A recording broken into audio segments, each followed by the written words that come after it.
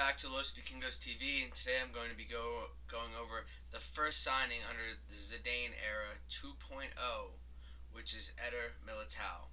So right now he is the current right back at Porto, and he was bought by Porto from Sao Paulo last summer for cheap. I believe it was less than 5 million euros. I think it was 4. Don't quote me on it, but now Real Madrid have now scooped him up for 50 million euros. So great business by Porto. Real Madrid doesn't mind splashing the cash for a good player. Real Madrid aren't going to go down there and spend that 4 million. They might see it as a waste. They'd rather wait and see if he can play in Europe. Not every player is going to be Vinicius to them. Militao is probably going to be used the way like Varane was. He's young. He's a capable backup. He's young and he has a ton of potential. So there are a few big aspects that make this player appealing. The first is that he can play right back. This is huge because in the squad, though we have Odriozola to back up Carvajal, I don't believe he's really ready for the European stage yet, or maybe big matches like playing against Barcelona. I know he did with Real Sociedad, but that's a completely different story.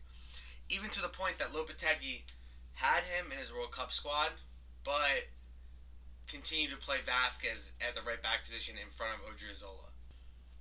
Militao was a center back to start the year, and then Porto went and got Pepe, who was released by Besteques, and they moved him to right back, which is where he played with Sao Paulo.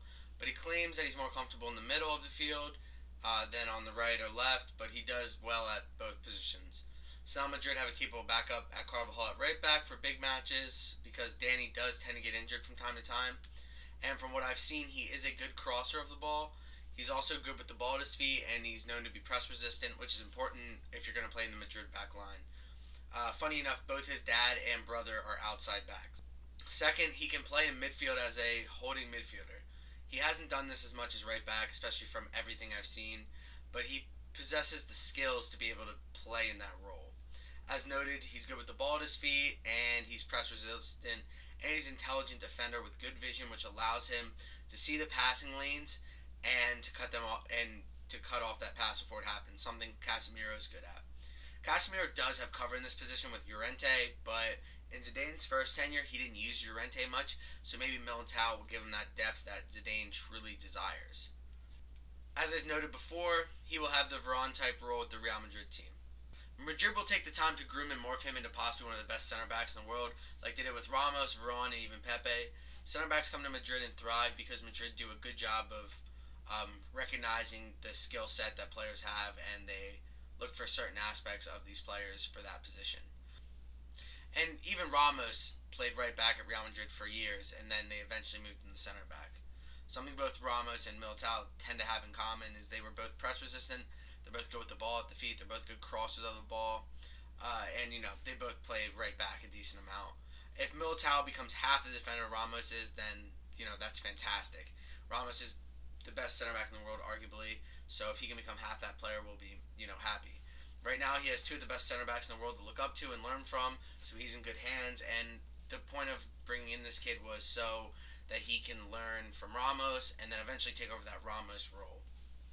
This was supposed to be done by Jesus Vallejo, who unfortunately, he's a good kid. He was actually one of the best defenders in the Bundesliga when we sent him on loan to Eintracht Frankfurt. And unfortunately, he just hasn't been able to stay healthy. So, Madrid have had to take it into their own hands and give the kid everything, and he just can't stay healthy. And, hopefully they'll send him on loan or something, and then maybe he can come back and he'll stay healthy and he can end up competing with the squad, and, maybe he can compete with Militao. But all in all, the first signing of the Zidane era looks like it will probably be a hit. The kid will have the time and space to grow into an aging squad that, like I said, he'll eventually take the spot of Ramos, and he will hopefully give Ramos the rest that he needs because Ramos has played way too many minutes this year, especially for a 33-year-old player. The kid's skill set is immense. He's great aerially, press resistant, and his skill set should translate to the toughest job in the sport, center back at the biggest club in the world. Thank you guys for listening, and if you like what you heard, please subscribe and hit the notification bell. And I'll put my Management Madrid article that just got posted a few days ago in the description below. And holla Madrid, and you guys have a good day.